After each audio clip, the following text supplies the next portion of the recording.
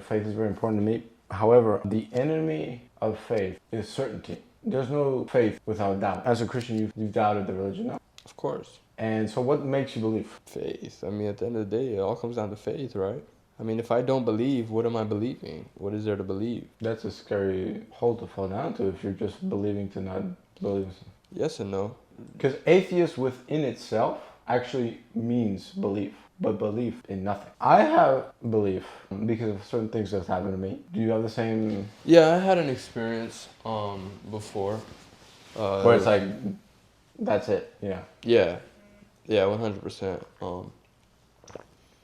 You mind speak on that a little bit? Yeah, I could speak on that. I was in my room and I was, I was praying, and I had a moment of doubt, Of life or of religion? of religion, and it was very crazy, very emotional, and I basically, I asked God to show me you're here, because I felt very lonely at that kind of point in my life, you know what I mean? And I was in my room late at night, and I have these two big windows in the corner that go from the ceiling to the floor, right? And I was looking out the window and I was asking God, I said, God, if you are here, please show me. I was asking for signs, I was staring at this light and I was saying, make the light blink or something if you're here, and, the light, it would start blinking, but, I was still not 100% sure that was him. And then I asked something very crazy. I asked God, if you're here, cut the power from the whole building. And as soon as I said that, the entire building cut off. I felt, I mean, it was crazy. I can't even put into words. So now I have to watch out what I behave around you, or else you might ask the big guy upstairs. But yeah, I mean, that was a moment surreal. I almost, I was almost crying and I was almost happy, and it was crazy. It was very emotional, Okay. And yeah, that was a big point in my life where I said, God's here for me. Religion, and it's so unbelievable, yet the things that happen in our life make us want to believe in it. Not for the fear of nothing, but the acceptance of something. Jesus was a real person. I mean, the deniers out there know that Jesus was a historical figure, regardless of if they believe or not that happened. Yeah, and he made us in his image. All these things in the Bible about the seventh day, like God made earth in 7 days. That's not real. Like that's not fact. It's just messages in the Bible in which you should adhere to in order to live a fruitful life that will give good conclusion to your life. And after life, we are told there's a heaven, right? But religion, in its essence, is a good thing. Now, humanity has made such that there's a lot of bad that comes from it. Religion itself is not inherently bad. It's great, actually, if you actually abide by its messages. But what I meant by 7 days, there was no footballs on Sundays. You know what I'm trying to say? It's like the 7 weeks is something humans made up. Point, right? So for the Bible to say, God made it in 7 days, I think it's a metaphor in saying that's how powerful this guy was. Right? It's not really saying, Monday, Tuesday, Wednesday, Thursday, Friday. No, 100%. You know what I'm saying? So people need to take a step back and realize what really good can come from it. And, I was talking to my father the other day, and I was criticizing something. And he's like, watch out with that train of thought, because what you release into the world, energy-wise, cultivates the world around you. That's how powerful the human mind is, right? We could go to the gym, but there's no muscle greater than the human brain. Because what we think here, when we speak out, really impacts us in a significant way. Don't you think? it's funny because my opinion on it might be a little controversial. A lot of people might, get offended by this, but I'm not a big believer In that? in Energies? the law of attraction and manifestation. I was at one point. But, when you really start to think, it all comes down to one thing, which is the action that you take, right? Because you're saying you think, what you think and what you speak, reflects in your life. And, people say you think, abundance will come to you and that kind of stuff. And I think that's complete bullshit. You know what I mean? And the reason why is because you can think abundantly all you want in your room, Yeah. doing nothing. You know what I mean? And you will never be abundant. You might be abundant in time. If that's what you want to be abundant in, then yeah, I mean, it worked. But what I'm trying to say is you have to take the actions. People, there's a saying, I can't remember it now, but it's like, think, be, and then do. Something like that, where it's like think, be, do. It's like this 3-step process. And then you start to question, okay, well, if I don't think, but I am and I do, I'll receive what it is that I'm trying to get. But if I don't think and I'm not who I am, but I do, I'll still achieve what I'm trying to get. You see what I'm saying? You become. Exactly. So it's like, okay, well, I don't have to think, and I don't have to be in the best state of mind, and I don't have to free abundantly, but I could still become who it is that I want to become. You get what I'm saying? By the actions I take. I can still close the deal if I wake up angry, if I'm in a low vibration. I could still close the deal if I wake up in the best vibration in the world. I could also lose the deal if I wake up in the best vibration in the world, and I could also lose the deal if I wake up in the angriest vibration in the world. You get what I'm trying to say? So it all comes down to doing. It all comes down to action. You could think, you could speak, you could say these affirmations, you can manifest abundance in your life, but if you don't actually go out there and take the actions and take the steps and take the risks, you'll never see that. And the reason I say that is because I was listening to someone's a podcast. And Which one? Yeah, Alex Ramosi. I don't know if you know Alex Ramosi. He's a very successful business person. You shoved him in my face, of course. Yeah. I'm just kidding. Okay. He's very he's very good. From what I see, on social media at least, he's very successful. I don't know if there's anything behind that, if he's a guru or not, whatever. But from what I see, he knows what he's talking about, and he sounds like he knows what he's talking about. And he talks about how when he was coming up, he wasn't in the best mindset. You know what I mean? He had anger, he had hatred. He felt those emotions while he was trying to become successful. And if you look at the rules of the universe, if you think those emotions, you'll never become successful, right? That's what they say, because you're vibrating at a low frequency. Low frequencies are vibrating back. And he still became successful. Why? Because he did what had to be done to become successful. Think of it like this. There's bad people out there, right? There's evil people out there. Materialistically, they become successful. But how are they successful if they're bad people? They're not vibrating at a joyful, good frequency and that kind of stuff. So it really just comes down to, okay, well, if it's been done before without these things, does it really come down to these things, or does it come down to the actions you take? Does that make sense? Exactly. What made you take that action of texting me that day? Look, let's meet up. I got something to talk to you about. I was talking to somebody. Because you were detailing. Yes, you got a contact. Exactly. I was detailing for somebody who materialistically was successful, and that's my goal as of right now, to become materialistically successful, because I am successful in other areas of my life.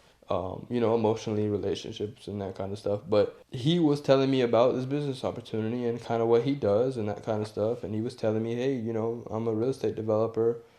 I'm building 10 houses. You can make good money. Real estate is real estate. You know, it's an asset. It will always appreciate. There's only so much land we can buy in the earth. It's a safer business. It just requires capital. And he told me, he's like, yeah, man, I mean, you could build a small house, sell it, and that kind of stuff. And then it clicked. And I said, well, if he is telling me that this is what I have to do to make a good amount of money, and he's in a position where I want to be in, I'm gonna go ahead and take that action. Then it comes down to, if you really think about it, right? I could have been, oh well, you manifested him in your life, right? People could say that. But that's kind of taking away the power Right. of God. Right. Because it's like, I didn't manifest Jack, Mm-hmm. right? I'm just being in the script of the one above, and he put that guy in there. Yes, Not 100%. me. I agree. I But agree. it's still free will. You just ask him for guidance, right? That's the way I see it. You have free will. I just ask for guidance from God. That's how I work. You know what So I you mean? took the action. You said, Nico, help me find the lot. Yeah, I took that action. I came to you, someone who I felt was knowledgeable in real estate, and I said, you know, we spoke and we talked about kind of how the situation would go and what would have to be done, the steps that would have to be taken. I obviously spoke to him a couple more times to get a couple more information. I researched the topic. Obviously, you know, I studied development and that kind of stuff. The process, I gained the information and the knowledge that had to be gained. And we went from there. I mean, now we just closed on the first property, and hopefully soon we'll get to building a house, and hopefully soon we can roll the money into a new deal. And interestingly enough, as I was thinking about diversifying my portfolio, you come up to me and you say, I forget the exact words, but I want to talk to you about Colombia. Mm. And you were like, and I was like, man, I'm already there. I'm already meeting you there.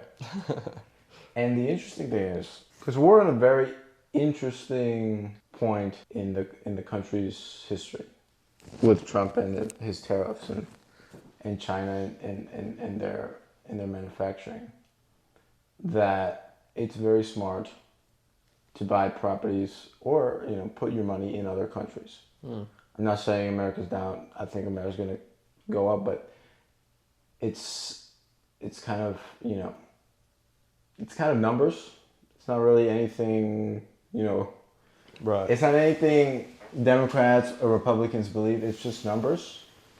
Biden started these tariffs, but Trump is just doing a little more, out there. But that's his style, but China's happening whether Kamala got elected or whether Trump got elected. But I think there's going to be a little time here where investment is going to be through the roof in the United States. So you bought the 15K lot, right? 22, yeah. 22K. What's the next step? 6-8 months build, right? Yeah. But you already have the building? No, so I mean the next step would be obviously make blueprints, right? Blueprints. And then take the blueprints to GCs and that kind of stuff, and build a house. Okay, so you sell the house, you get the money. Now you're with Alexandra, no? Alexandra? Alex, yes. Are you guys going to be a team or was it just one and then you take the money and he takes his money or? Yeah, I mean it's interesting. We'll see where it goes. Right now, I mean, It's just the one right now. It's just, Pre- have you talked about the future? yeah, I think it is something that he would want to do in the future. We'll see. I mean, at the end of the day, we can't really think too much ahead. You know what I mean? Because Yeah. I'm not a big planner. I'll be honest with you. But he's okay. So you haven't spoken about this. Not so much. Just I mean, this one. We've mentioned like in the past or in the future. You know what I mean? Like we've mentioned, yeah, if this deal goes well, build more houses and more deals and that kind of stuff. But then again, I mean, I can't. I don't promise anything, just because things change. You acquire new resources and your plan pivots. You get what I'm saying? But yeah, I mean, we'll see. So what's the? I know my reason for investing in Colombia, but what's yours? It's profitable. Profitable. That's it. I mean, yeah, it's profitable. They say that this is very interesting because I spoke to my father about this. They say that cocaine is actually not that much more harmful than liquor. Because look, How did we get on this topic? well, because cocaine. I mean, the best exports from Colombia are coffee. Uh-huh. And the white stuff. The white stuff. But man, I mean, look, you have to. It's everything in moderation. And what does cocaine come from? It comes from plants, such as marijuana. And you know what liquor is? I'm asking you. I mean, poison. Poison, but it's excrement from bacteria. That bacteria is what you're injecting into your body. Right. The only reason why it's legal is that Americans, they like it. You know, we tried, you know, Prohibition era, right? You know of it, right? Were they taxed it or something? Or No, illegal, just like drugs. Oh, and then it's just like black market, that kind of Black stuff. market mafia. That's how the mafia got started. But, you know, and they say, we can't control this. So that's why liquor, in the minds of Americans and really the world, developed world, they think it's better than substances. However, everything in moderation. And if you can eliminate substances and liquor, better, right? But to say that one thing is better than the other, no. Marijuana, cannabis, is actually less detrimental to your health than liquor. But the bad thing is the odor. So you think is profitable over there in Colombia, and why so? It wasn't my time in Colombia that made you reach out, or what exactly made you reach out to me? It was this guy I follow on YouTube. He was doing almost like a mastermind. He was teaching young kids. I think he did it for free in a school. Over there? Yeah, I don't know where it was. I just saw a clip of it. And he was talking about how he has a property in Colombia. From what I see, he's very successful. And I trust him, you know. He seems like a good dude. He was talking about he had a property in Colombia, Airbnb. He bought the house for cheap, and it generates some cash flow.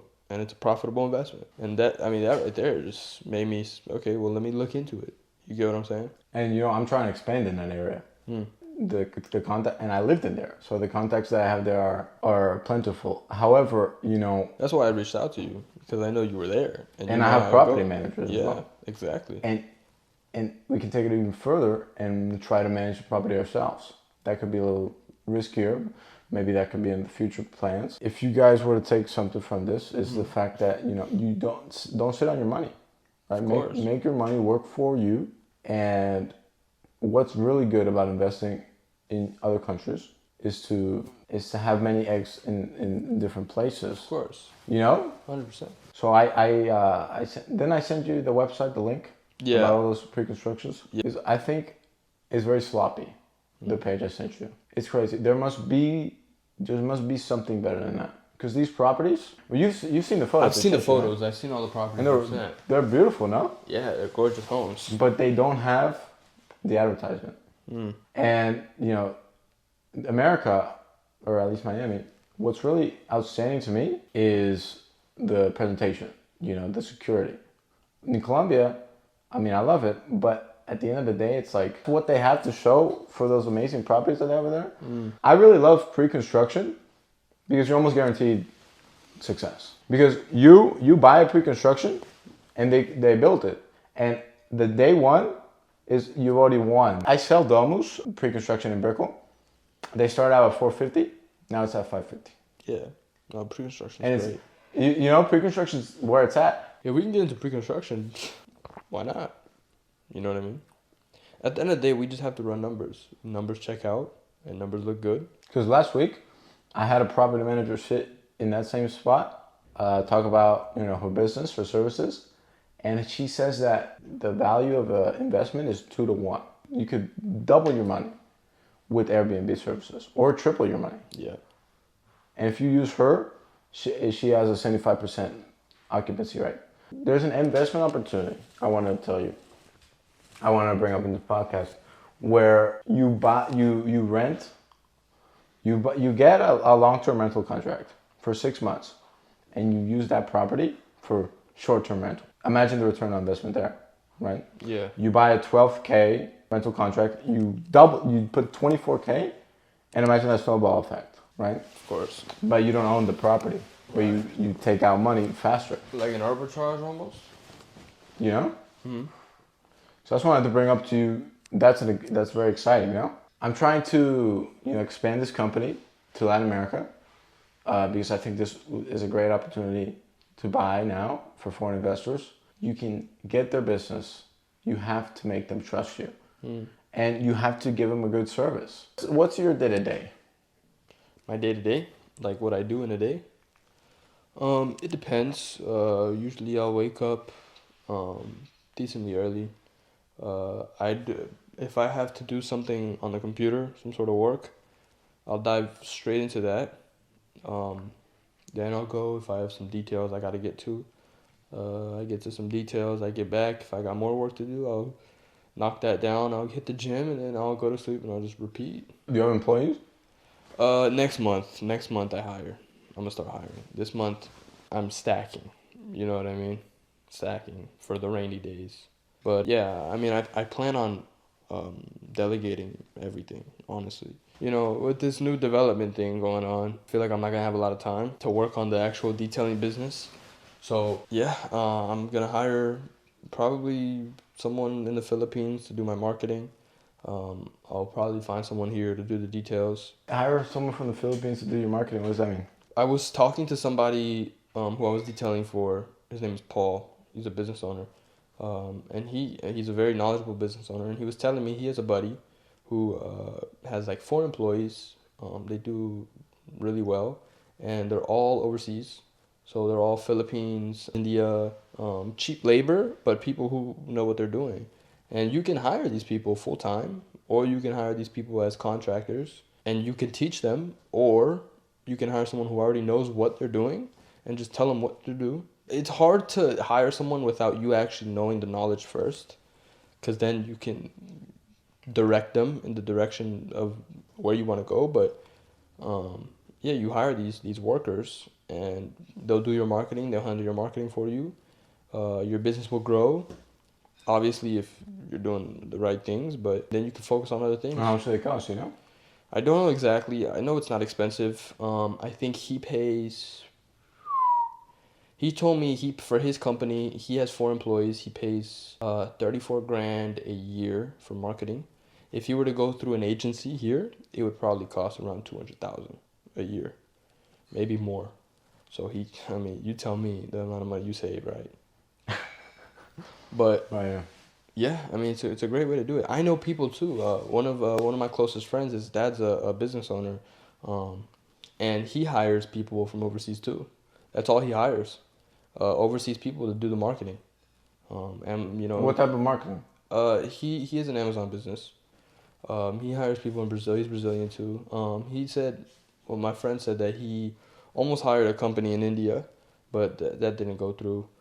But I don't know, Amazon marketing, whatever it is. I'm not very knowledgeable in Amazon, but that kind of stuff. You know what I mean? Yeah. My marketing would be for Google Ads, maybe Facebook Ads. We'll see. But my Google Ads is what's really performing for me. I know how to run Google Ads, so that's what's gonna be what I hire for. You know what I mean? And then it comes down to people, right? I mean, when it comes to a service-based business, people are going to be probably your biggest bottleneck. Just because you need people to scale. You need people who work well. You need people who you can trust. And you need people who aren't going to F you up. And yeah, people who are good with people. I have a really good, funny analogy or metaphor with money. How you said you have to put your eggs in a different basket, right? I always say this all the time, and I say money's like shit. Excuse my language, but money's like shit. Your family show, bro. If you leave it in a pile, it stinks. You spread it around, things grow. You know what I mean? Yeah, I get you. I always say that, and it's very true. Money is just another tool. Money is very important with investing because money is probably one of the highest leverage things you can have. If you have money, you can make things happen. If I had $1 million cash right now, I already know what I'm investing in, but it's just like, what are you investing in? properties, real estate. Why is that? Because that's where it's number one. Real estate is a little bit of a safer investment, right? It's not like Bitcoin where it's very volatile and that kind of stuff. If I had a business that I was very confident in, that I feel like would perform really well, I'd invest back in my business. Whatever it is, I'd double the operations, put more money into marketing, that kind of things. But I mean, I feel like development is good. I'd obviously try to get some Airbnb properties, that kind of stuff. But I mean, it comes down to leverage, right? Business is a very is a leverage kind of sport, I guess you could say. You know, leverage is so important in business. I mean, who says it? Warren Buffett says if he makes 3 good decisions a year, I mean, they have a great year. That goes to tell you how much leverage those decisions have, right? And the problem is when you're starting out, I mean, you have no leverage. All you have is time. You got to use what you have. Exactly. You know what I mean? Knowledge is leverage. If you have knowledge, you have leverage. You have money, you have leverage. You have a team, you have leverage. When you start, you have nothing. So you got to get the knowledge, you got to get the connections, and you got to make the money. You know what I mean? But then again, you know, there's ways to accelerate kind of your business process. You know, I always say we get money to do business. We don't do business to get money. You know what I mean? That's a really good way to think of it. Because you can get funded, banks, credit cards, investors. That's super high leverage. You know what I mean? Because an investor could put you in a deal where you couldn't be in before. Like what's going on with us, right? You can get funded from a bank and now you have money to go make this deal where you couldn't make this deal before. And that deal might bring you an amount of money that you've never had. So the investor is backing you. Yeah. That's you, Alex. Yeah, he's putting everything. You know what Everything I mean? is putting. Everything. So what are you putting? I'm putting in the work. You know, sweat equity is what they call it in real estate. He doesn't have time. You understand? He's a very busy man. He doesn't have time to do things. Has he seen the lots, the extra lots that I sent you? No. Didn't really speak on it too much. Okay. But yeah, coming back to that, the work thing. You know, you find investors and you partner with people who have something you don't. Exactly. Yeah. Partnerships don't work if both of you guys don't have anything or if both of you have the same skill. You know what I mean? It's much easier to succeed as a team than as an individual. Oh yeah. Because yeah, you can be a great individual, but others also have some stuff to bring to the table. Of course. But you have to know what those people have. When you partner with someone and you think that, oh, you know, 2 people is always better than 1. You have to actually know what the other person's bringing to the table. Yeah, and proven. Let's say I sucked at sales. Let's say I had a marketing agency. I need someone to be a phenomenal salesperson. I could bring somebody in who's great at sales, who I know is great at sales. That's a good partnership. Why? Because I lack a skill they have. Let's say I want someone with time. I have all the money in the world, but I have no time.